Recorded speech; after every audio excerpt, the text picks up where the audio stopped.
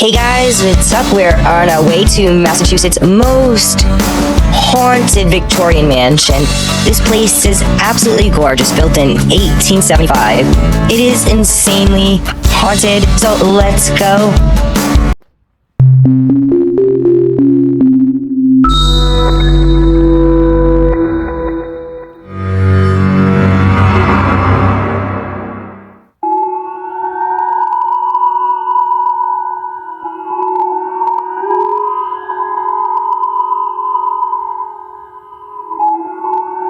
Shortly after this house was built. Hi, Susan.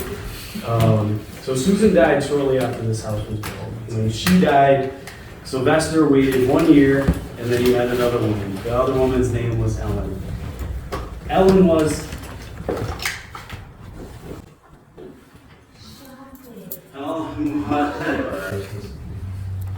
So, I've worked here long enough that my body reactions are like I'm in the projects. And then he married Ellen. And Ellen was as old as, they had one son together, and his name was Frank, and they had, that one son was the exact same age as Ellen. So when Sylvester married Ellen, it wasn't like, yay, you know? In 1888, shortly after, 13 years later, what happens? She died. He dies. And when he dies, what happens with all this?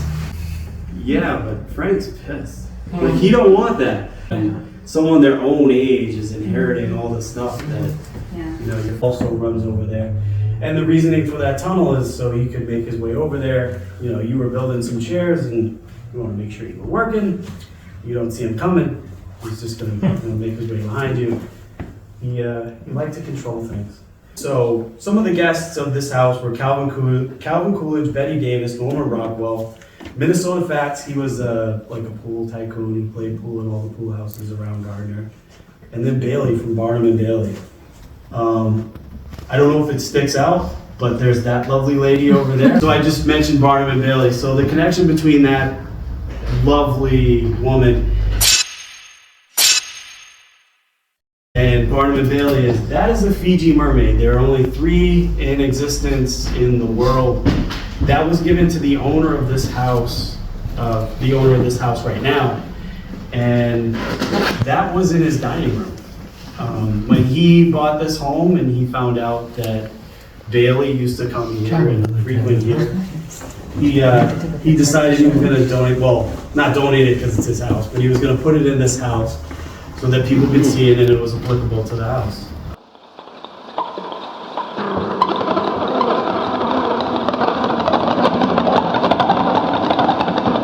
Bob owns this home. Prior to him, there was a couple named Edwin and Lillian. That generally was around the time period, the things you're going to see in that show, that generally a lot of that revolves around Edwin and Lillian. I'm going to tell you a lot of Edwin and Lillian's experiences as we go about the house. Edwin drew this. This is a woman. She's wearing a white gown.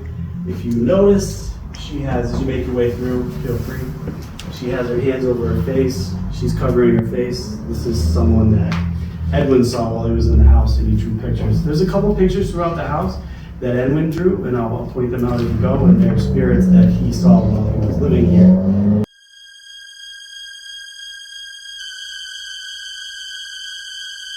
Is right here is a bone. So one day, Lillian's laying in bed, and she's, we all get up in the morning and procrastinate, right? She's just laying in bed, just thinking about what she's gonna do, whatever.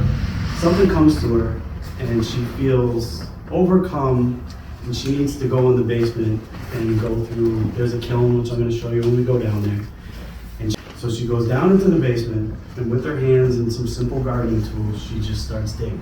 She's digging, and she's digging. And if you guys are married, if your wife is doing something, and even if you think it's a little weird, you're just gonna let her do it. And that's what Edwin did. Edwin went downstairs. He goes downstairs, he sees her, honey, what are you doing?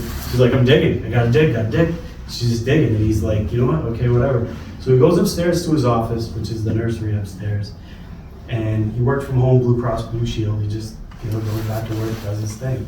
So later on in the day, she comes upstairs and interrupts him at his work and says, "Hey, honey, I got something to show you." He says, "What?" He turns around, and it's this. Human So bone. she dug in there until she could find this. This is a female pelvic bone in the basement. Well, Edwin had an appointment over at Haywood Hospital. I told you right now, she's a female pelvic. He had an appointment there the following day, physical. So he goes over the next day, brings the bone and presents it to the doctor. And says, but that's got to be an odd situation. But he broke it out and he's like, "Hey, just wondering, what do you think?" And the doctor could tell by looking at it. I mean, you can tell by the shape. It's very apparent that this is someone's hip, pelvic area, and that's what the doctor said right off the bat. They looked into it, looked at it a little bit better, and come to find out they believe that this is the pelvic bone of a 16-year-old female.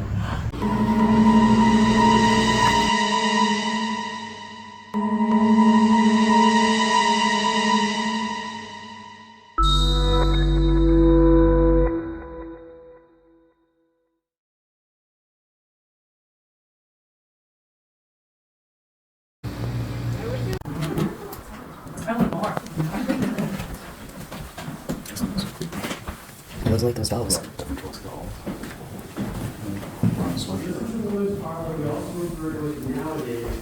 Oh yeah, I gotta. So this room, I called it the artifact room. I called it the ladies' parlor. The men would be in there, the ladies would be in here. But on some occasions, men and women would be in here. And if you know anything about Victorian houses, Stuart actually, if you look back there, there's a picture in the room that we're gonna go in, but he used to sell cars, like out in that parking lot to the left. And there's a picture of that in the next room we're gonna go in.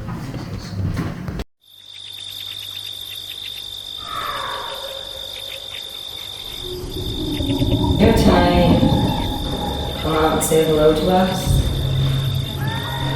I heard this was you.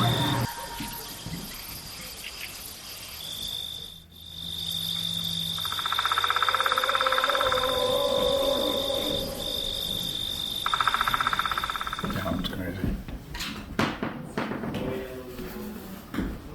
That looks like a horn. Yeah, like something. That doesn't look good.